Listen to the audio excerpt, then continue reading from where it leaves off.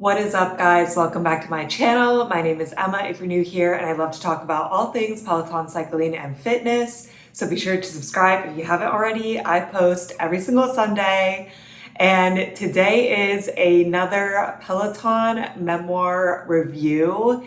And I'm not gonna lie, I've been off of the Peloton memoirs for a while now. It's been a hot second since I've read or listened to one, because although Peloton instructors have an interesting life, I do think that they tend to kind of all blend together at some point. Like, I feel like they really try to be motivational, and depending on the instructor, like sometimes it hits for me and sometimes it doesn't hit for me, which, you know, is the beauty of the platform, that there's someone for everyone. But I have really been laying off the memoirs recently. But then Jen commented on one of my videos and said that I should try Susie Chan's memoir. And I did, and I absolutely loved it. So in this video, I'm going to be reviewing Susie Chan's memoir, which is Trails and Tribulations, the running adventures of Susie Chan, and giving my thoughts, giving a little summary. But overall, I would give this a solid 4 out of 5 stars. It has an incredibly high rating on Goodreads. It's like a 4.4. And I do agree, especially in like kind of the slog of Peloton memoirs that I had been listening to. This one did feel like such a breath of fresh air. It is motivational in the sense that she talks about her running adventures. So if you don't know, because I did not know, Susie is like an extremely successful ultra marathon runner. Like, she is doing crazy races. I did not know that at all. And she basically just talks about all the different ones in this book. So I found that motivational to like hear her partake in these events and like hear herself be like, this is really hard, but pushing it through it. But it's not like she ends every chapter being like, you can do this, like wake up and grind and stuff like that, which I feel like a lot of other Peloton instructors are like that. Especially after this book, I was like, you know what, maybe I'm back on the Peloton memoir grind. So I started Alex Toussaint's book, and obviously that's like very different. Like, that is very much like, you know, a lot of just straight up motivational, like, let's rise, let's grind, let's work, let's get what we want. Versus Susie definitely has a way more like laid back personality, where she's just like, yeah, I did all these cool things. It was hard. Let me tell you about them. So I found that very interesting, and to me that's very motivational, especially seeing a woman do all of these very cool things. Like, I really thought that it was just a fantastic book and like so interesting end to end. And yeah, I feel like I didn't catch myself zoning out at all during it, which honestly, for a Peloton memoir, that's pretty impressive. And then I also feel like I have a new appreciation for Susie. Susie's definitely not somebody that I gravitate towards naturally, but after reading this book, I'm definitely like more interested in taking her classes. I've definitely taken like one-off classes with Susie, and I just like knew nothing about her. Like, I don't know if she talks about her races a lot in her classes, but I feel like I've never been in a class where she's talked about this before. The way that the book is structured is she essentially just goes through all of the races that she competed in, like how she got into it. And then she also, you know, works in if there's like other important parts of her life story. And so she talks about like running these ultra marathons a lot, which these are like crazy mileage. We'll get into it, but like, you know, she could be running 100 miles, she could be running through a jungle. And I feel like it is not fake overly positive. I definitely think that she is a very gritty person and like very determined to not give up, because she never does withdraw from a race. But I do feel like in this book, she is realistic with all these feelings that she's having, and like that she definitely had feelings that she wants to give up. And I'm like, honestly, girl, relatable, except I'm running like 5 miles. But I think that that is a sign of good writing. I assume that she had a ghostwriter for this. She doesn't outright thank them in the acknowledgements. If she wrote this herself, I am very impressed, like maybe, but I do think that it's structured really well, and like her thought process is very relatable, even if you don't run ultra marathons. So like, don't feel like you cannot read this because you don't run them. For a hot second, I'm like, should I run an ultra marathon? Because it is so motivational in this book. And then I'm like, wait, no, I like actually cannot do that. Even a marathon is a lot for me. But I did find like Obviously, she's doing something way harder than I have ever done, but I did find it to be very relatable. And I was like, yeah, I have those feelings even on a 5 mile run. And I also appreciate that, like, yeah, obviously she is very determined, but it doesn't feel like falsely motivational. She's not like, oh yeah, and then I like looked myself in the mirror and like decided to get back on out there. Like, right? She's like, yeah, I like forced myself to keep going. I like wanted to see this to the end. So I really appreciated that. So we'll get right on into it. She starts the book in London 2013. One thing that I did really like about this book is every single chapter has a month and a year associated with it. So I do feel like it's pretty easy to follow along. Most of this goes in chronological order, so that's like also very helpful. Not all memoirs do, but I do like a chronological order. And yeah, I feel like it's pretty easy to like see where everything fits together.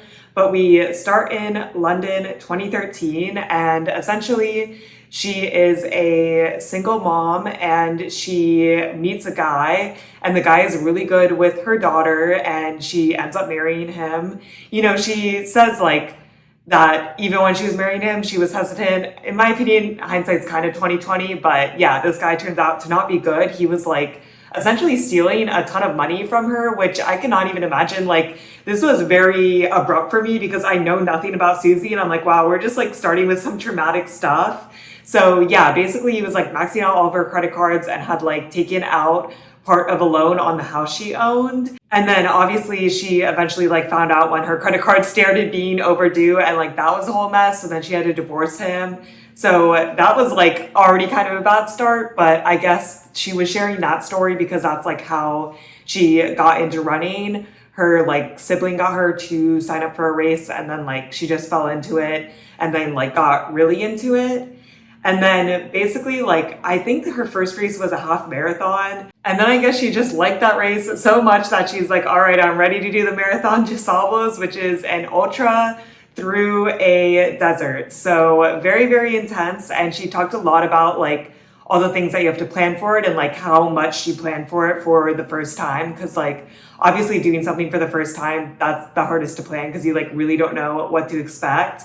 But yeah, it's like pretty crazy. You have to carry all your food for the week. So basically you want to carry stuff that's like super, super high calorie while also being light, because you are like running with this. And you also have to bring like a bunch of other stuff like, oh, like an anecdote if you're like bitten by a snake. So yeah, I don't think that this one's for me, but it was very interesting to hear her prepare for it. And she comes back to this ultra several times. So it's kind of interesting to hear how her mind shift like moved every time that she did it. But obviously this race was very hard. It was really interesting to kind of hear about like these super well organized ultras though, just because I am really not knowledgeable about the ultra world. But essentially this race has like a bunch of different stages because it's over the course of a week. So like some stages are more technical where you could be like climbing over stuff. And then there's like a long stage, which will be like way longer than a marathon. And then there's a marathon stage. But yeah, at the end of the day, you're just running crazy miles and just like setting up camp on a hammock. Overall, it's definitely just a very like difficult experience, but I think we can kind of see her falling in love with ultras during this chapter because obviously this like kicks off her whole ultra career, but definitely a interesting race to partake in, and like I think a pretty tough ultra. I do feel like she kind of undersells her accomplishments a bit. Like she makes everything seem super chill, but yeah, I literally cannot imagine doing this race. Then she skips ahead to May 2014 for the Thames Path 100, which is 100 miles in Britain. And again, 100 miles, oh my gosh. I feel like there are like two important things that happened in this, or like one funny thing and then one actually important thing.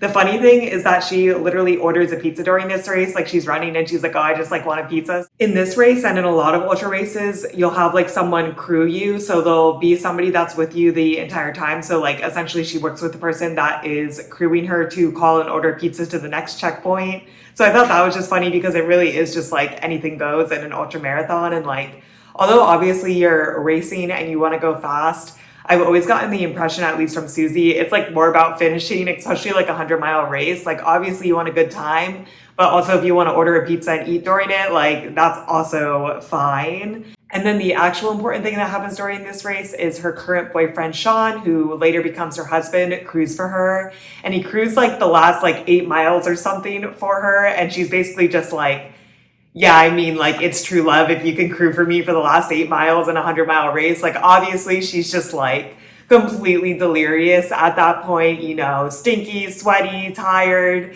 And that, yeah, he was always a really good sport. She definitely paints Sean in, like, an amazing light. Like, throughout all the chapters, he's just this, like, super, super understanding partner, which is really great for her, especially because her first husband was literally trash.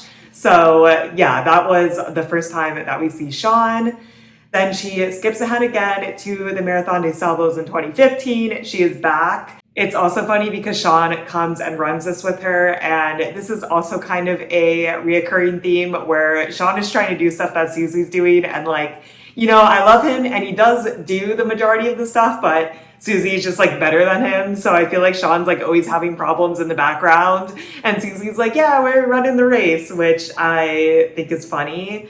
But the title of this chapter is Experience Weighs Nothing. And yeah, I feel like she talks a lot about in this chapter how she kind of felt like over prepared going into this because she had already run it before, but like that essentially she should have tried harder. And she does this a lot. I can't tell if she's like underselling the effort that she's putting into these races, or if she really is just like really type B and just showing up to these races unprepared. But a lot of the times, yeah, it just seems like she is doing stuff really last minute, or like doesn't show up completely prepared and like setting herself up for success, but then it always works out. So I really can't tell, but I'm pretty sure it's in this chapter. She talks about like, yeah, like buying her race food like in the airport. It's just stuff like, I am so type A, I cannot relate to that at all. But yeah, in this marathon, it goes well. She like is moved up to elite runners because she's like running so fast. And she accredits this just to like running with a fast friend, which again, feels like it's kind of underselling, but I don't know. But then also Sean was like having all these problems where he was just like pushing himself really hard, but he ends up finishing.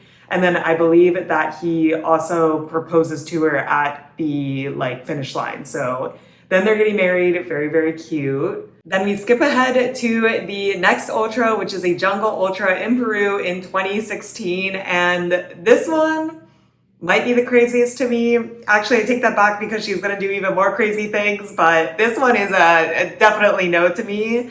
This is just like absolutely crazy. Like basically they like carve out a path in the jungle of Peru. Like they're like cutting down the vines for them to run through. And it's like hard to even tell what their trail is because it's like they're not cutting down a lot of vines. And yeah, you know, it's over a week. It's crazy. She gets through it. I think she did really enjoy it. And she does talk about how like it's very cool to see all these areas that you want to see otherwise, which I'm sure it is very cool. But that one is gonna be a no for me.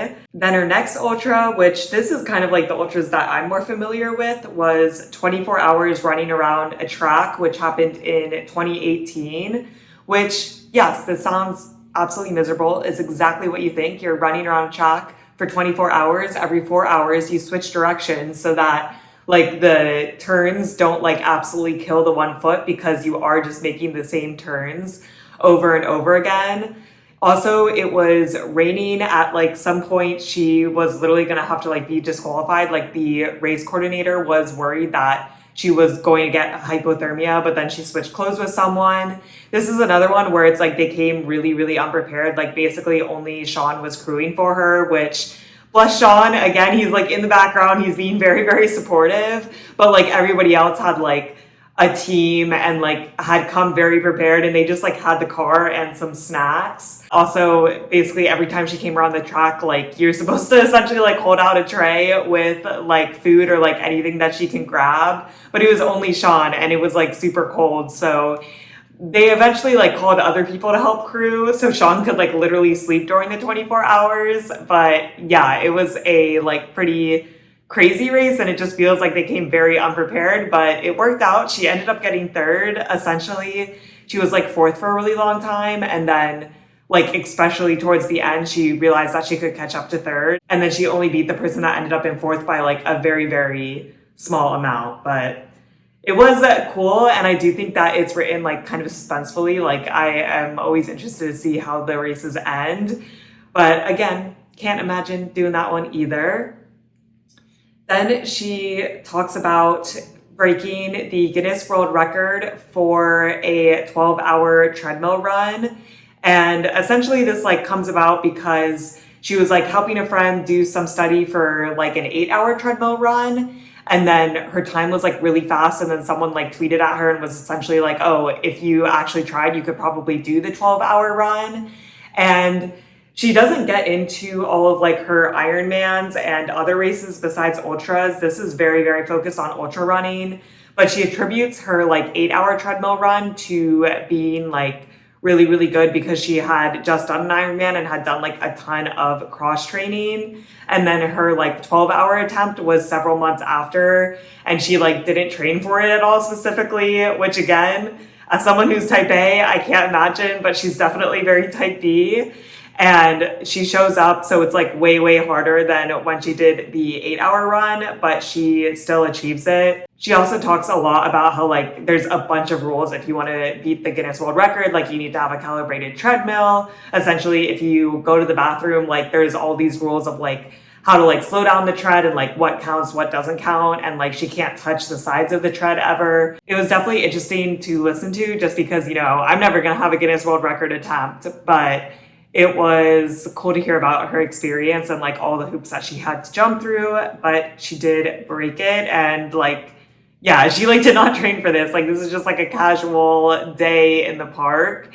It's also funny because when she was talking about the Ironman, she like really went in on how much she hates biking and how she's like never gonna bike. So I guess we can count on Susie never becoming a bike instructor for Peloton. Then I would say one of the only chapters that's like not really in chronological order, she just talks about like running the big 6 marathons. So Berlin, Boston, Chicago, London, New York, Tokyo.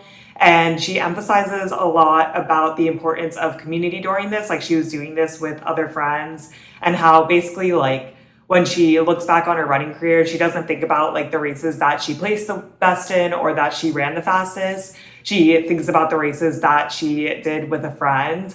And honestly, this made me like really excited because the only marathon I've ever run is the Los Angeles Marathon, and I ran it alone. I didn't know anybody else running it, but I am going to run the New York Marathon next year, and I know a bunch of people that will also be running it next year. So yeah, it just like made me excited. Like obviously it is more fun when you have community and like you're doing it, but your friends are also doing it. Like it's just a lot more fun. So I thought that that was really cool and it really resonated with me. And then I also thought this chapter was kind of funny because this is like a huge accomplishment, right? Like a lot of runners strive to do these 6 marathons as like kind of like the peak thing in your running career. And this is like one of the least impressive things that she's done.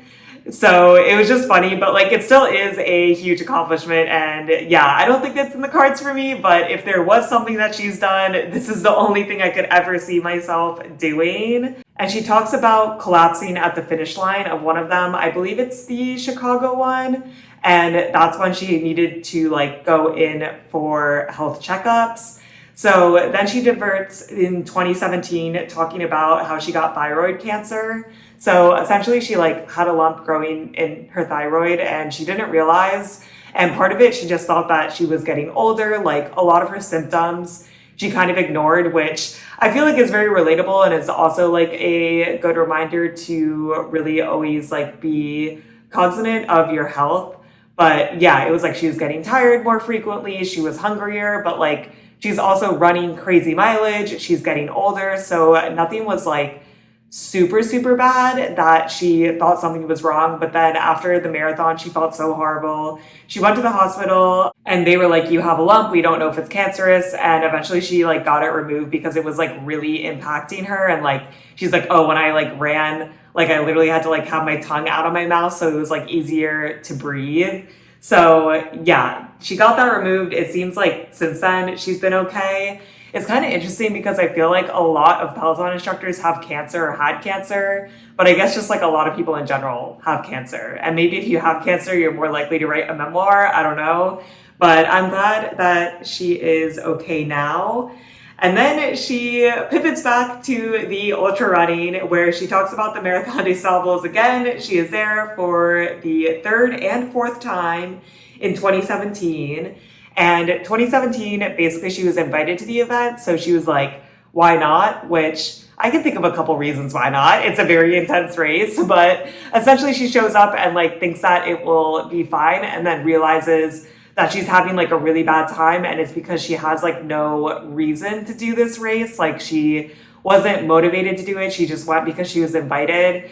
And yeah, that race is the race that she realized that you like need a really strong why to get yourself through the race, which does make sense. But still at the end of the day, she wants to DNF, but she does not. So yeah, like she never DNFs. She's definitely very, very determined.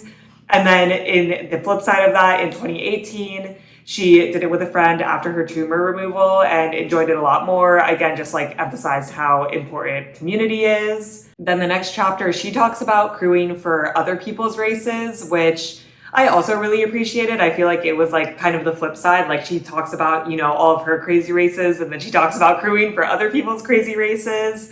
And I think it does kind of set up because essentially she crews for somebody in this like Death Valley ultra, which again, crazy, like one of the hottest places on earth.